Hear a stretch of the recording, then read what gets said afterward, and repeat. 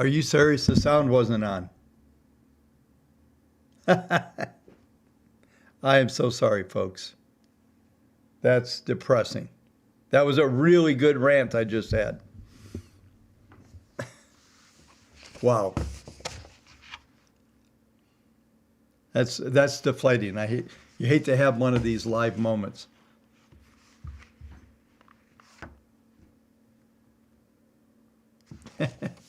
David's even willing to pay me for no sound. Yeah, you missed a really good one. Okay, we'll clip this out so it won't refresh as good, but I'm going to attempt to do that again. Okay, well, we're going to do round two. I'm really sorry. That was crazy. All right. Welcome to the Kindle Report. So this is a do-over. You don't get many do-overs in life. We get a do-over. So there's a number of things going on in the markets that I want to talk to you about tonight. The craziness that we saw yesterday, up anywhere from 1.9 to 2.5%. Watch the markets reverse and collapse.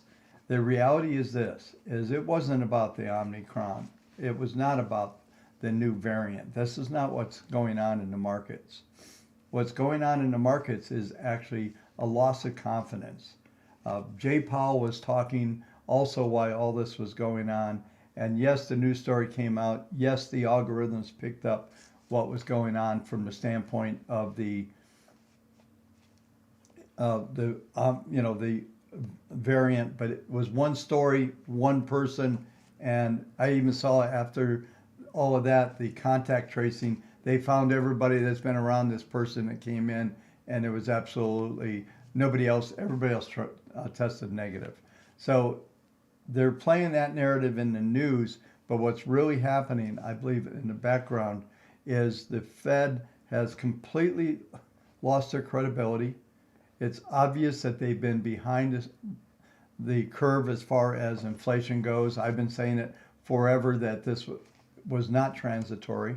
Now they are capitulating and saying that the inflation, we realize inflation is going to stay around. But every metric that they watch, every one of them, crude oil, are just collapsing. The Baltic index, the shipping indexes, everything is collapsing, and all the metrics that they were saying is going to continue to cause inflation have all of a sudden flipped. And I talked about this last Friday where we completely flipped the script on the entire markets. We went from expecting higher interest rates to a collapse in rates and going back into the 1.4 handle on the 10-year and the yield curve flattening. I'm going to talk to you about the yield curve, what's going on, and this is where the biggest risk is. And I'll come back to that in just a minute. But basically what we're seeing here is, in my opinion, is a complete loss of confidence in the Fed. We now know that not only are they behind the curve, they have no clue what they're doing. And that's been evident for a while. Now I don't have the mic in the right place, sorry. That's been evident for a while in that we have to continue to watch a couple metrics. The 0.50 on the 13-week T-bill, I'll show you, is a big number. If we go above that, the yield curve is going to flatten more, and that's going to potentially cause a dislocation of capital. And the Fed, if they lose this war on the short end right now, we could even see the point not that far down the road, maybe in a quarter or so, where we get an inverted yield curve, where everything's collapsing. And this is almost the opposite of a taper tantrum. We're seeing the long end collapsing down and the short end coming up. And this is just, to me, just no confidence in all, whether it's, some of it might be flight to quality. It's hard to say what's going on there, but I think the loss of confidence is way bigger than any new variant in COVID. And I'm going to stick with that story. Yesterday we had ADP come out 5.34. We had ISM manufacturing at 61. That was a miss. The it was a little, the ADP numbers were a little bit better. We've got claims coming out tomorrow. We're at 235,000. Continuing claims are just above 2 million. If it gets under 2 million, that's impressive, but I don't think that's what anybody is watching here. The numbers that come out on Friday will have quite a bit of significance, but I still think what we're seeing here is a complete loss of confidence in the Fed, and it has nothing to do with the new variant. It's interesting that that story is being played out in the media from that standpoint.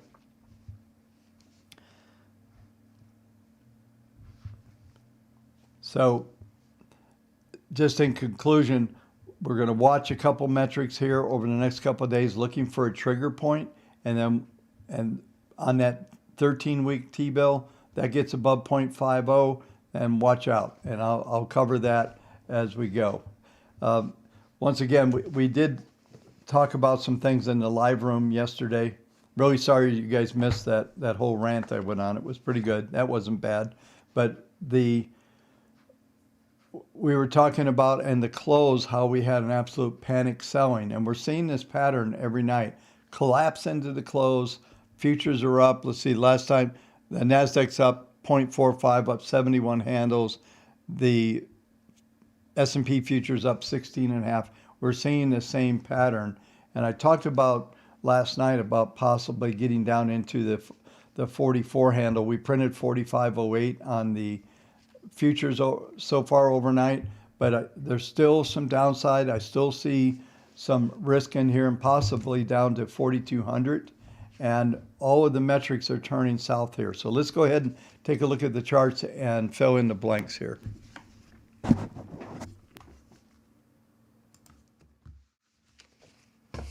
Okay.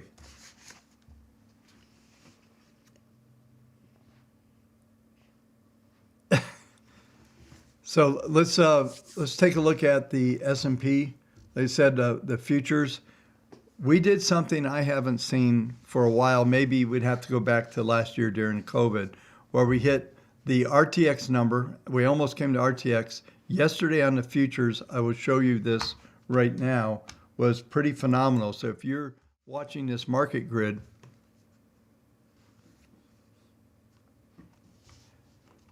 yesterday the high on the S&P futures 4650.75, R3 4650.75, an exact hit. It got rejected there. That was where the point where it started to decline, and we just continued to sell off, as you know, as we went as we went through the session. It just kept getting, it traded down, it went through 46 handle, and then it traded all the way down. Like I said, overnight we've seen a low of 45.08. I believe we printed 09 or so on the previous session. Let me take a look and see what that was there. Yeah, 08.50 was the close. So we basically, that was the lows as well overnight, just 50 cents lower. So we're continuing to see this pattern. These bounces overnight followed by the sell-offs. Now, as I said in my little rant here, is that we did see a possibility, of the whole thing unwinding right at the close. The sell-off into the close was pretty insane because we were in a live trading room then, and it was just panic selling into that close. And typically when we get those type of events, it doesn't stop just there. But we did see not only an R3, but we saw an STX reach on the bottom of this range. So the STX 40, let me get the right number for yesterday, 44.55, we actually printed down to 44.97, which was just above R3. So it didn't quite get down to that range, but on the cash it did. I'll show you here in a minute. But the PPMs are just continuing to accelerate to the downside. PPM1 is now a 0.34, PPM2 minus 1.0, and PPM3 is still positive. But what we're seeing is the moving average is starting to roll over and get into a downtrend. So the 10-period moving average is way up now at 46.47. That's hard to believe that it's 100 150 points away when we actually printed that number yesterday intraday, right? So here we are 150 handles away.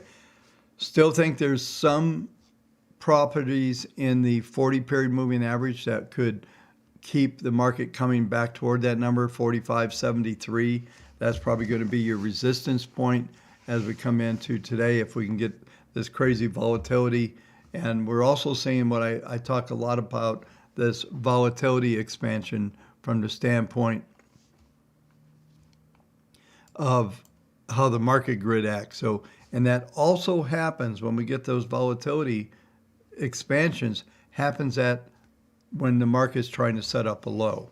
So it's going to be interesting here in a few minutes when I go over and I'll be able to actually look at the database so we can update and see how the database responded. It actually was much stronger than I thought it would have been yesterday. We'll see if that's true again today. I would be surprised. There was a lot of heavy selling going on as we came into that last 10 or 15 minutes yesterday.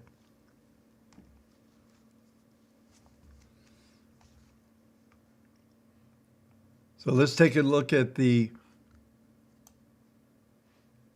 market grid and expectations for Thursday, 44.81. There's that 44 handle. S1, R1 would be a potential here.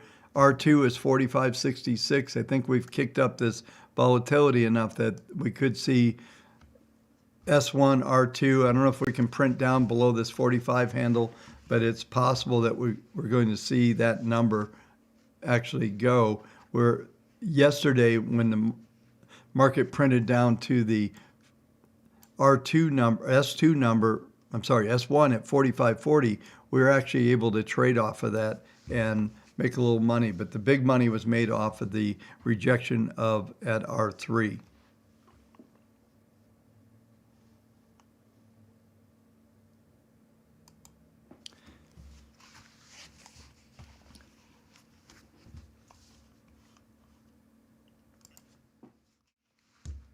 So I just saw a comment that triggered me on part of the original rant is, we've got, I saw some stories coming out that they're also talking about shutting down the government on Friday, right?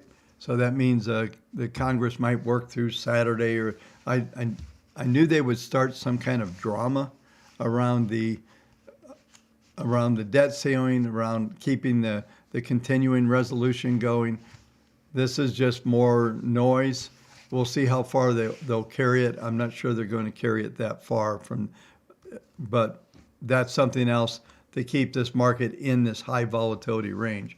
And I talked about this, I think, the last couple nights, that we really kicked up the volatility monster. And we haven't seen anything like this since we're maybe last year in 2020, we saw plenty of this stuff. So we're, once again, this volatility's kicked in, and we're seeing these very broad ranges. So let's take a look at SPX. Now SPX is where it printed the high and low. Let me show you this range for yesterday. RTX was 46.37, the high 46.52, so we printed above the RTX number. The downside 44.96, we actually printed down to R3. We didn't quite do the full range, but it was very close to it. So we got to S3 was 45.12.77, and that's an amazing range. We look at the range for tomorrow. S1 on cash 44.91, and then just like with the futures, probably an S1 R2. If we get any kind of stories, if we take out S1, then we're going to end up moving down towards a 44.66 number. Now, I mentioned in my second rant that there is some possibilities of printing down into the 42 handle, and we're at a very critical juncture here. And if we get through 44.96 on a weekly basis. We've got 2 more days left in this week, right? So if we were to close under 44.96 on Friday, then the next point of support will be at 43.30. So I do believe there's an awful lot more of downside risk. I'm expecting when I get going through the indexes, I should be able to bring up the database. It did get started a little bit late, but we should have those numbers. But we're looking at now testing the 40-period moving average, and that has not happened and since around April of this year. And so we have to go, it was roughly, let me just look at this. Actually, it was not April of this year, it was last year, but right around the November, a little bit over a year ago, we traded down toward the 40. We got that big reversal. This is a much different situation that we're in because we've run this long gamut of this trend that's been in play going back to a year ago. And I talked about this, I remember over the last couple of months, is that one of the things, and we're seeing this happen on our database, is our database tends to run about 240 day cycles on the intermediate. Well, we've seen liquidation. We're now at 37% bullish. And what that tells us is we're getting a recycle of the trend and a resetting. And hopefully, when I bring up the daily database here in just a couple minutes, that there is a full reset happening. And so that makes things really interesting from those of us and using the Wave Tech or Portfolio Expert. If the dailies get reset to that level and we do print down into some of these numbers here, what's going to happen is there's going to be some amazing trades again, maybe not as exciting as they were in 2020 because there was some insane money made off of the reversal. We actually got, I think it was something like 3,000 buys back on March 26th of 2020 on our daily database. And of course, we were at the beginnings of a V bottom that no one believed was a V bottom. So what we're seeing here on this weekly chart, we're sitting right on major support. The PPMs do not have adequate number of probability here to hold this market. Is very vulnerable. So at close, the magic number is going to be 44.96. We close above that, below that, that's going to trigger us heading for at least the 40-period moving average, and we'll have to go to the monthly. And so last month ended up to be a reversal pattern down. We've started this month in a negative mode so far, just 2 days, right? Little short than trying to get through. Tomorrow's the second day of the month. But if we finish down the second month, then we're probably going to see some metrics hit on the monthly charts, which I'm not going to touch tonight because I don't think it's that important to get too far ahead of ourselves. But this will be the key number here. All right, so the numbers are different when we get to the NASDAQ, which is very interesting as well. I told you folks last night that I would cover Apple, and I forgot. So please yell at me. I'll pay attention to the line. I wish I had caught the silent mode. But the patterns that we're seeing here on the NASDAQ are still stronger. PPMs are still in trend mode. They're not as vulnerable as the S&P is. We're looking at PPM1 at a 0.40 ppm. This is weekly NASDAQ we're looking at here.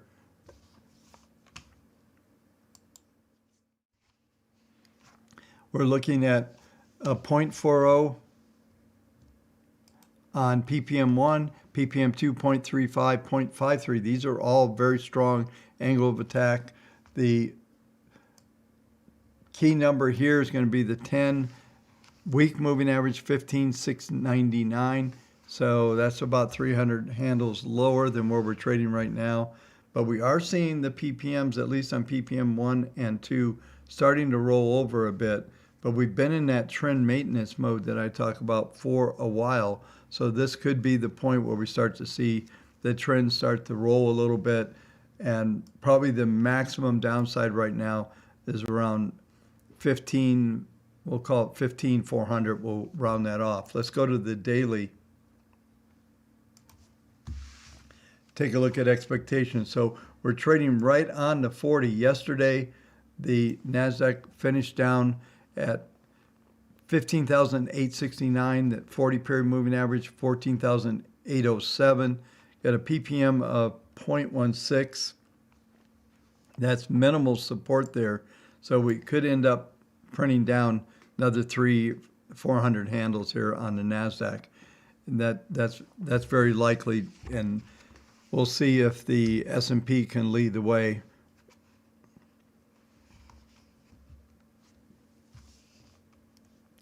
But so as far as expectations for NASDAQ, 15 S1 R2, we've already printed above R1, so 16,101, S1 15,760 with an extreme of 15,638 for tomorrow.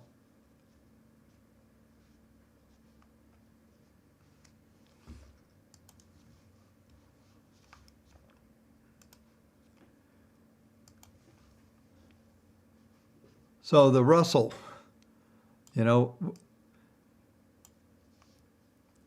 this is where I can tie together some of the things I was talking about with the lack of confidence in the Fed. Look at these PPMs on this chart here. This is a massive acceleration. We're now 4 days below the 200. We're looking at PPM 1, 1.11, PPM 2, 0.42, and PPM 3 is just starting to roll over. But there is going to be, I talked about this last night, the 10 period moving average 2290, the 200-day 2260, probably looking at Friday crossing over to the downside. That could start to set a bottom here. We're also getting that volatility expansion on the market grid. I just want to point out where those have happened. You'll see them over here in July. Anytime you also see another one over here on 325, we'll get this expansion. The next couple days are going to be significant, and from this standpoint, maybe we'll set up another low. But we've talked about this before. What's really going on in the Russell is this.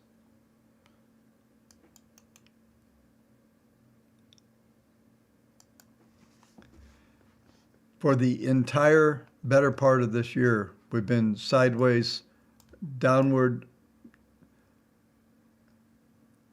The bottom end here, 2100,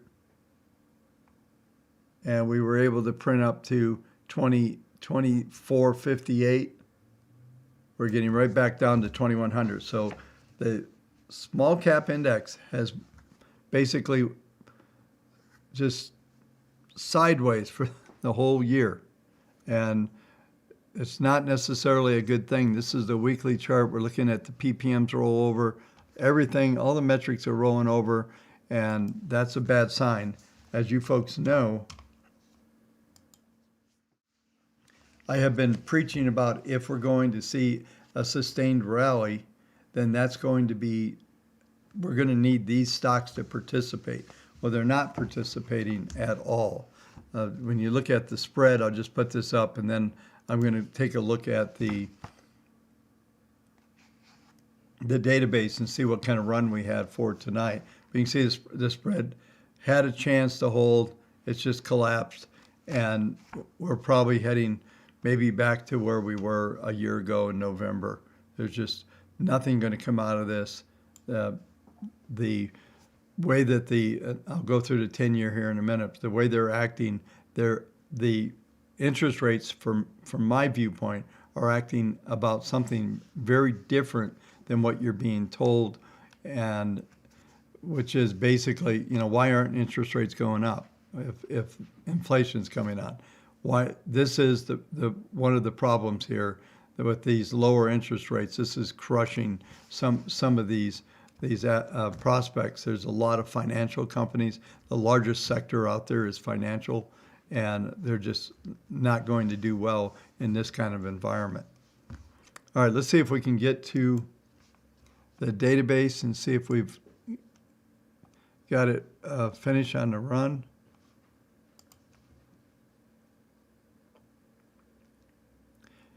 We did indeed. Okay, we went from 32 to 24. Talked about these metrics last night with you folks. Let me zoom in.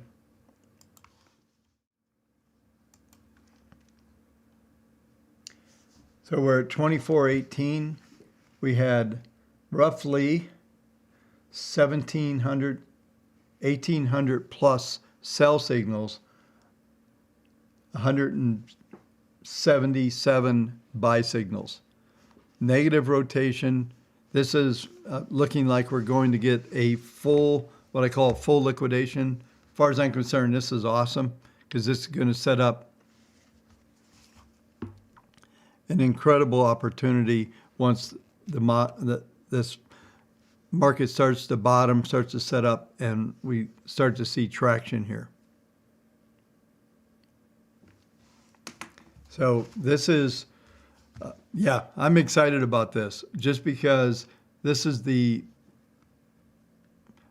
reason why I exist, okay, is when we see this kind of database, we're now only down to 3,956 symbols long. So we're basically blowing out the whole database here.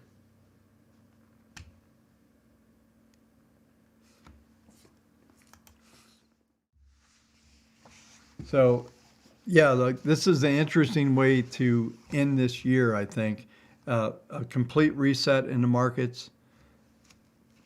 Now, the fact that this is happening, we're at 24.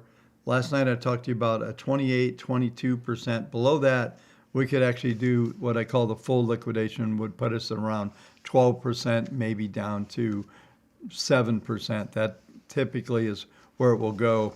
And that also would suggest that some of the numbers that we're talking about going down into the 43, maybe 42 handle. I'll cover that tomorrow night, depending on how we trade over the next couple of days. And we finish off this week. It might not be covered until Sunday night. But this is definitely a full reset here. And this also suggests that we stay anywhere, let's say, down at the mid to lower 45 handle as we come into Friday's close. Then that's going to set the tone for a major liquidation in our intermediate models.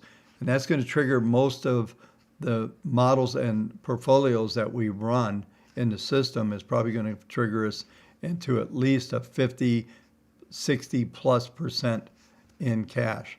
And those of you who are using that, if you're following the rules, you should have that for 40 plus already. And if you have any short-term trades, then that is also probably even more in cash than that. I did notice my girlfriend Kathy got beat up pretty good today, and she's about to, the ARK K fund is really getting in trouble here, but it has everything to do with what we just talked about here in the NASDAQ. Is it's really part of what we're seeing here from that standpoint. If I put in just real quick, you'll see that we're starting to break down. PPMs are all breaking down.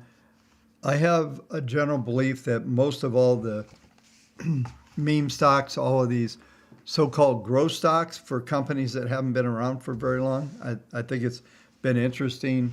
Maybe the Wall Street Bets folks, there's some people that have maybe triggered at least this mentality.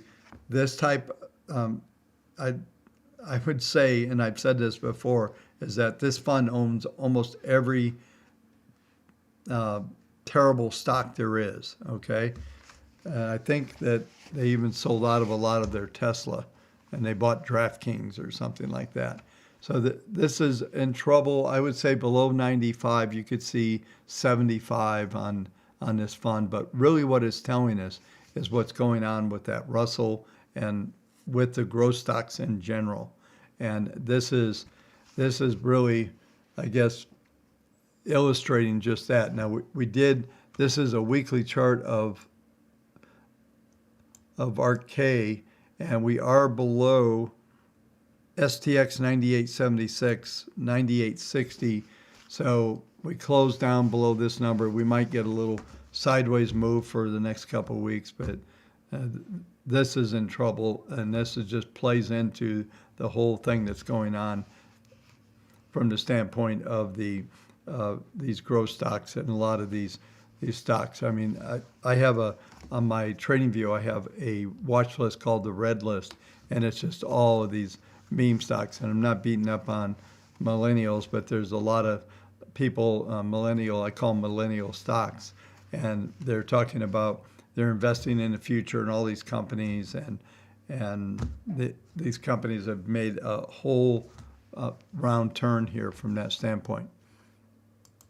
I said I would cover Apple last night. Let's cover Apple right here. Let's just go through Apple.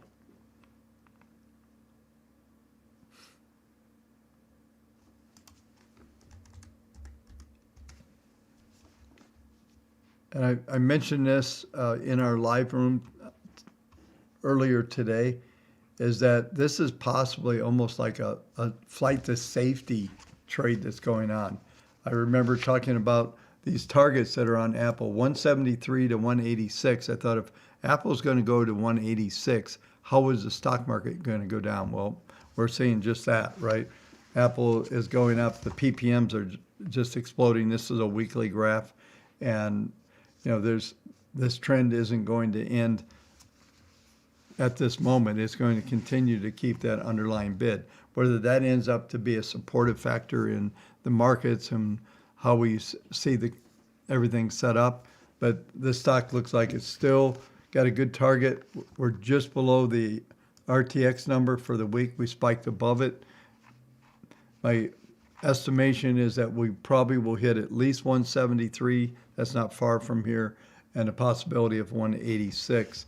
And just with the look of these PPMs, this isn't going away. And like I said, I couldn't imagine that this would happen from that standpoint, that we'd see Apple going up and the market going down.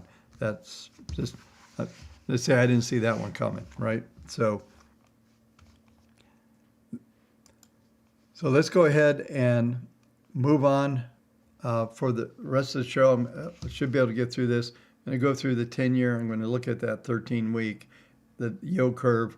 Then we'll hit crude oil, gold, and head out the door with Bitcoin, okay?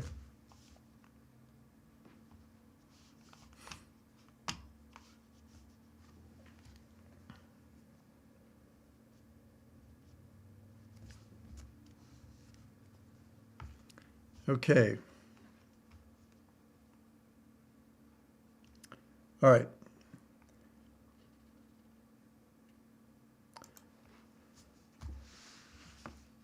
It was interesting just talking about the 10-year for a minute. Overnight, it actually printed up to 150. We finished at 1.43 today. Interesting enough, we're still hanging on to some support. We have PPM2. This is a weekly 10-year support right at 1.42. Talked about this number a number of times. We should support here. The only thing that is starting to hang out there, which is some crazy numbers, is looking at these Fibonacci projections here. Let me go full screen so you can see these just a little better. You see the Fibonacci projections for a potential move down to 1.12. That would be a crazy number. And as I was talking about earlier, what's causing this long end of the yield curve to collapse like it is I believe is just this lack of confidence in the Fed. You know, no one's thinking about inflation right now, or we wouldn't be printing where we are right now. And we saw a couple bumps up against that one. We printed up to 1.67. There was another bump up to 1.46, and the big pivot number above is that 1.18 0.75 that we printed in the spring. The 200-week moving average is still in play, but there's starting to become some questions. This 0.26 rate of change on the ppm2 is actually should have enough probabilities here to hold the 10-year above 1.42. We may dip a little under it. Looking at the market grid, 1.395, 1.34, we'll call it 1.35, is probably the extreme that could be reached this week. And we'll see if anyone cares about any of the things that's going on as far as the collapse in this yield curve. That's going to give us a little more to look at. Let's just go over there and take a look at that.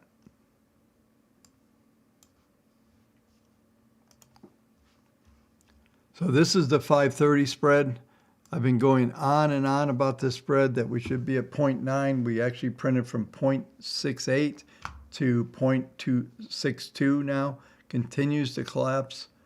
We look at the 1030, I believe this is the right one. Yeah, the 1030 spread has stabilized a little bit. So, but they're both coming down while the other markets are, the shorter end of the curve is going up.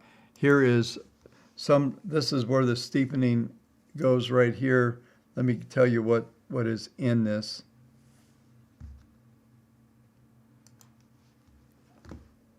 I believe this is this is the 13 versus the 10. No, I'm sorry, the 5. So 13 versus the 5. So that's the curve to watch. I'm going to bring back this other screen here so you can see this. I want to bring up this. I was talking about this. We printed right at, let me put an hourly graph up.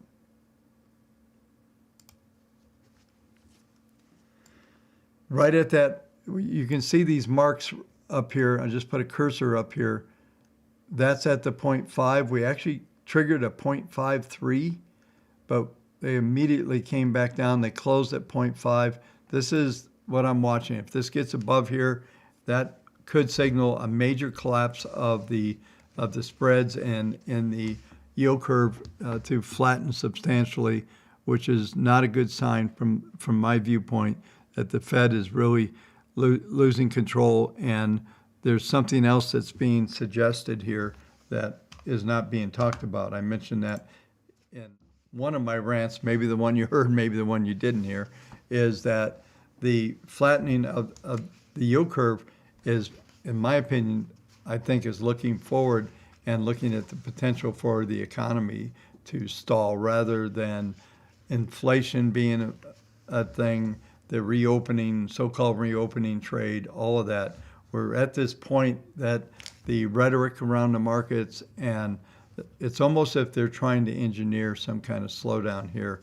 And I'm not sure Powell is being forthright. I just think it's interesting how everything that we knew, I said this, like I said, I don't know which rant you heard. So everything we knew going back last Wednesday, a week ago, is opposite today than it was then.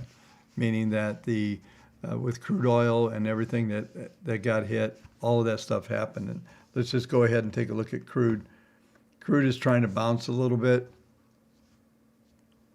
This is a 60-minute. Let me get over to a daily, then we'll go to weekly. But the daily should continue to hold right around this 200-day. I think it'll pop back up in here.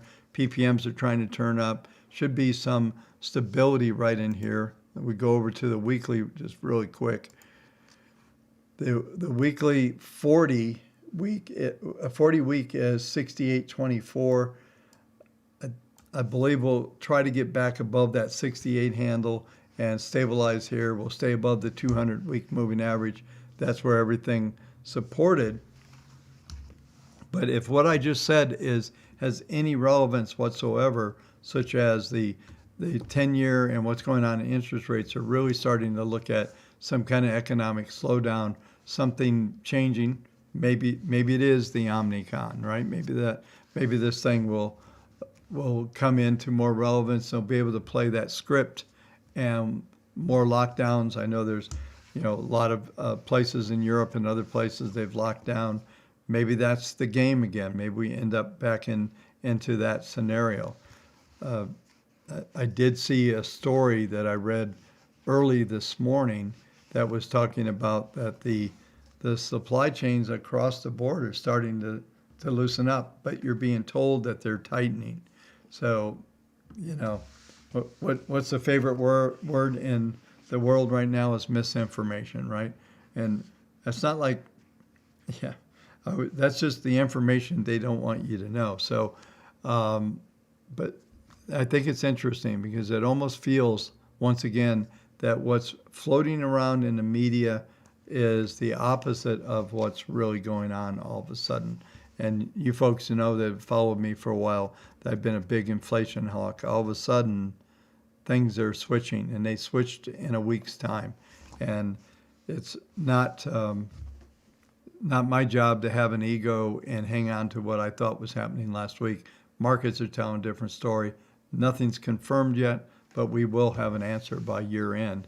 And in the just to mention it, in our live trading room, one of the things we're working toward right now is to build a strategy for 2022 to walk forward.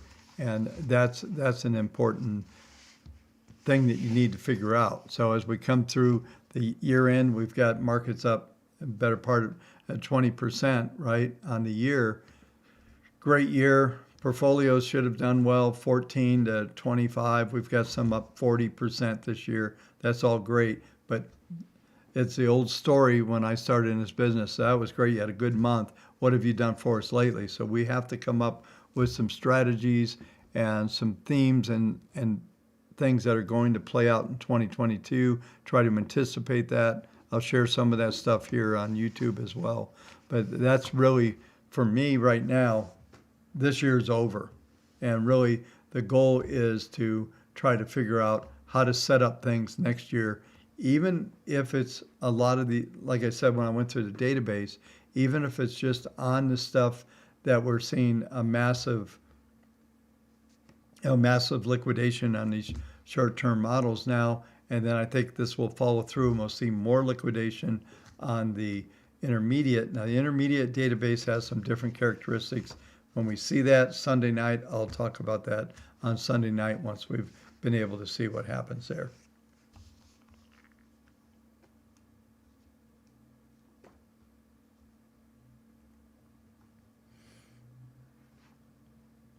All right, let's go to gold.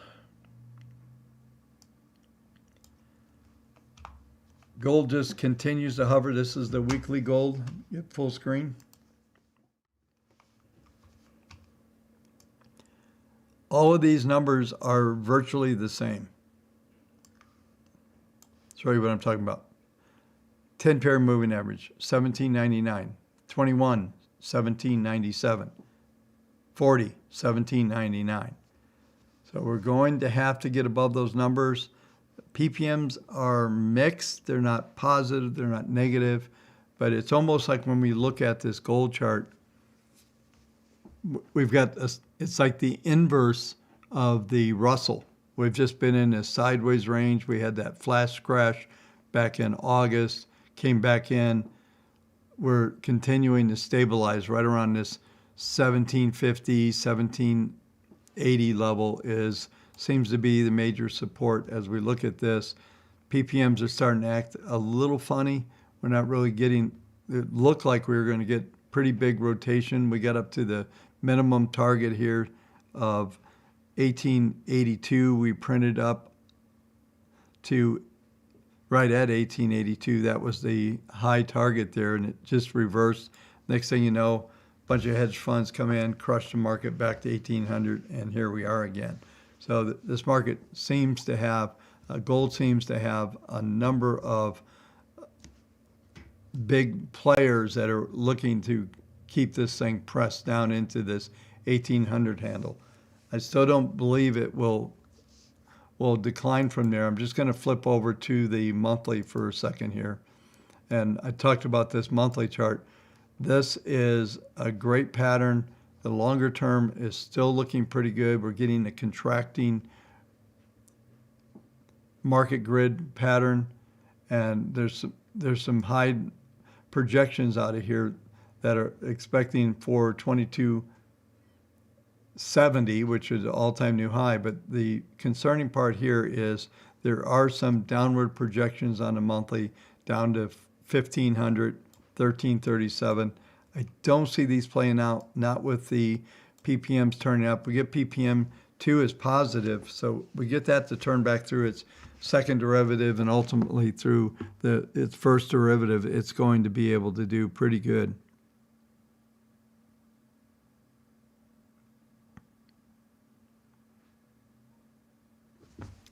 Yeah, I don't know if that history is going to repeat itself or not.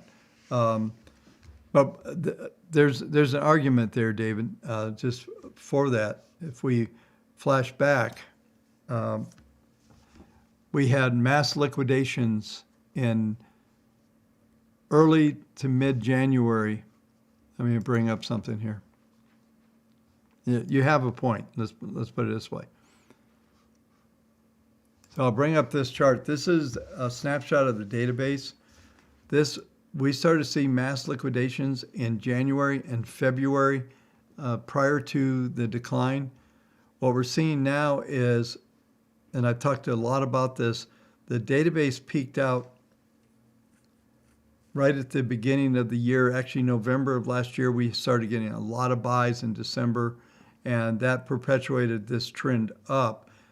Now, what you can't see in this chart, because it's an old clunky chart, what you can't see is that the database now is down here at closer to 37%.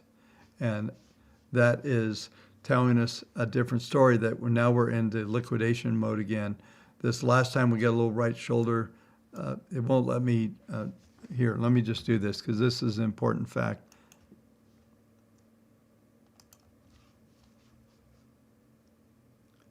Let me just draw in what I'm looking at right here.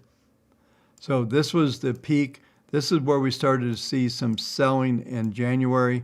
Obviously, this is the decline of 2020. And each one of these little stair steps is, and this is the intermediate models only, not the daily. You'll see each one of these stair steps was as the market started to go up to buy in. And then when we got to November of last year, we saw these big surges here in the buy-in.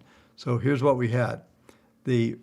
Shortly after the beginning of this year, we hit peak participation levels and trends, and then you start to see these stair-stepping down, these little bars here stair-stepping down. And typically what we'll get after this is we get what I call the echo bounce, and like I said, we're actually right here. This scaling is just bad to demonstrate, so we're closer to the 37% on the intermediate, and there's a good chance we're going to see more of that, which does suggest that there is potential of just a few stocks participating that we could see a major decline. I don't expect that to happen, but the point of what I was telling you folks earlier, if you're looking at any of the portfolios and things that are running here, we've already got a lot of cash in these portfolios. So they're just not a lot there. Here, I showed this before. This is just a seven mutual funds, okay? And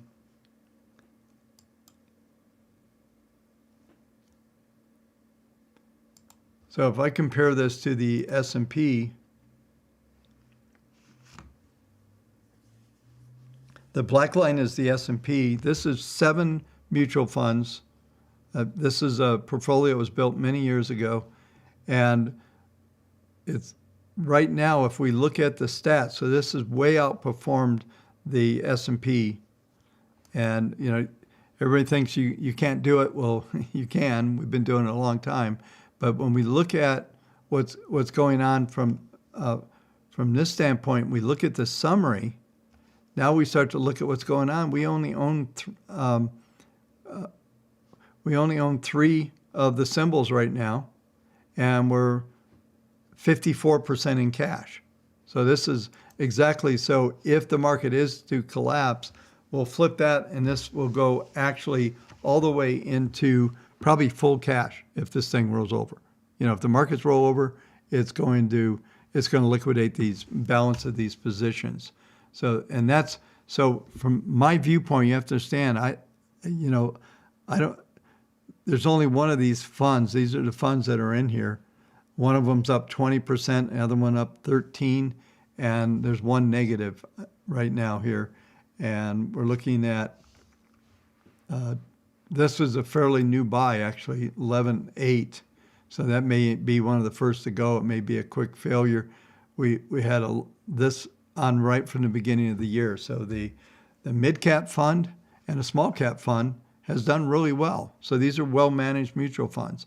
So my point of showing you this is how, if we could go through all types of portfolios and see exactly that a lot of these portfolios have all kinds of cash. So I have tons of these in our expert system. So this is a 5 mutual fund, which is actually also outperformed the S&P as well. It's gotten hit here in the last week, but that is absolutely what you can do. And this is my perspective.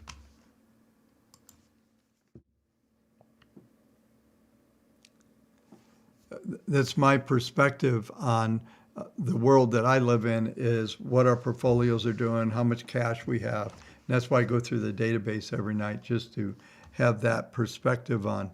We still have, we're going to finish Bitcoin here in a minute, but that is expecting to, I still, like I said, if we go back just for a minute, I see some comments here.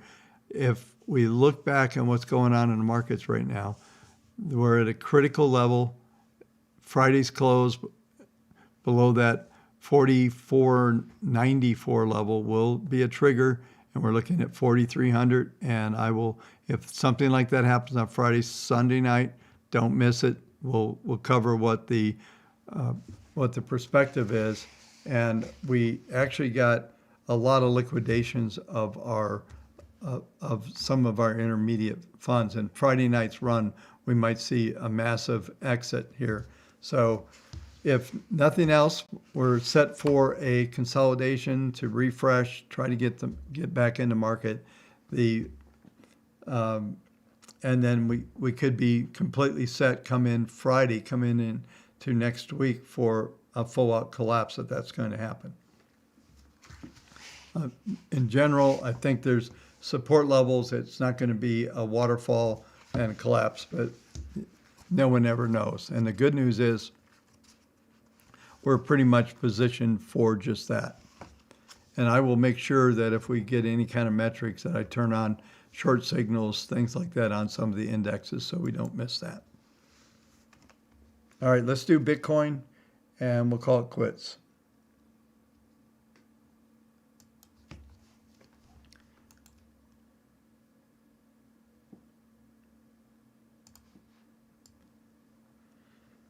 The pattern that I've been talking about in Bitcoin continues to unfold.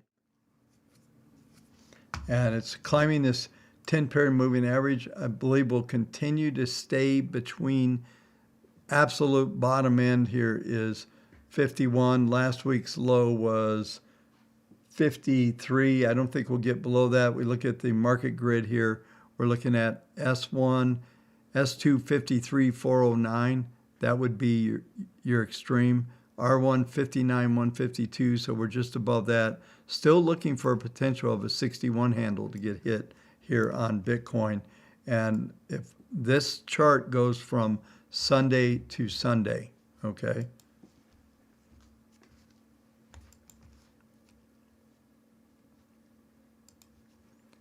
Let's go to daily.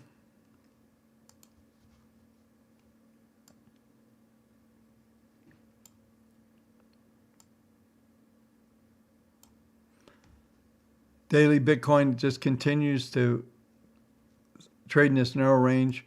It will take a close over 61 to actually trigger any kind of major move of any sort. And the numbers I just set up for the high lows for the weekly chart are the numbers you should use for as far as understanding this. We just need to get above this 50. The actual number here is 59,867 would be good, but we got to get above 6,100 to get anything going here. I'm going to bring up the hourly chart.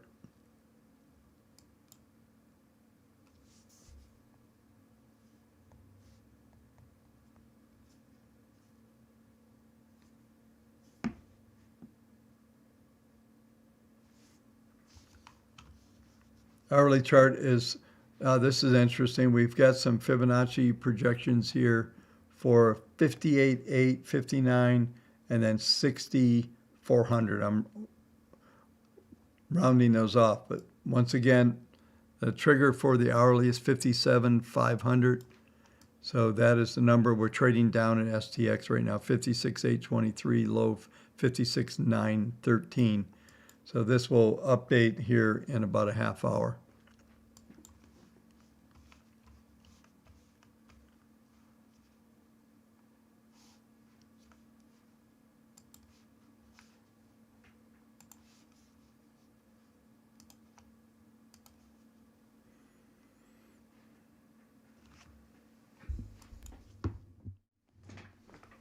Okay, folks, that'll do it for tonight. Sorry for all the delays and the silence. We're going to crop that out so that we'll make sure that's not on the front end. The video will just start when I finally come on live. So thanks again. Thanks for your patience. Thanks for hanging out. And don't forget, we have the live trading room now. You can go to kendallreport.com/trade, find out how to get involved. And we've got some interesting things going on there. And just a quick mention, I'm doing this at the end. We still have a fair amount of you hanging around. I've actually found out that I'm going to be able to have my level 2 screen actually on a separate channels, and you'll be able to tune in at different times. I'll figure out the schedule for that, and you'll be able to just watch my trading from that level 2 screen. So anyway, thanks for watching. We'll see you guys at the live trading room tomorrow at 1 p.m. and we'll also see you tomorrow night for the end of the week on the YouTube channel. Thanks a lot for watching.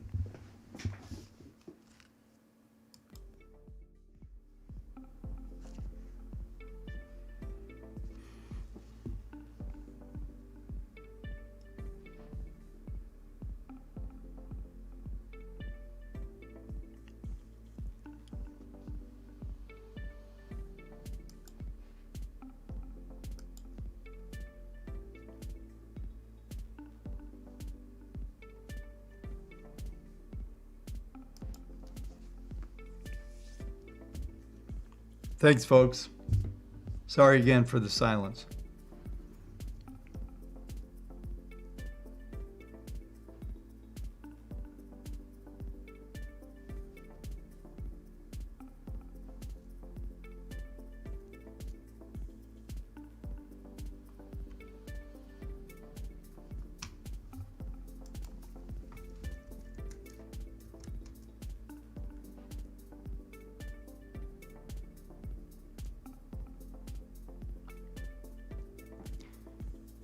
Yeah, Abbey Road, I know I didn't cover GTX, but there is a cycle low due tomorrow.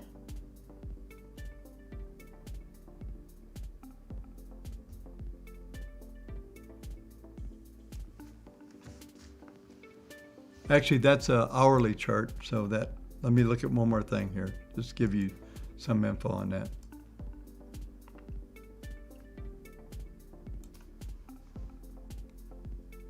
Quite a bit of resistance at 751.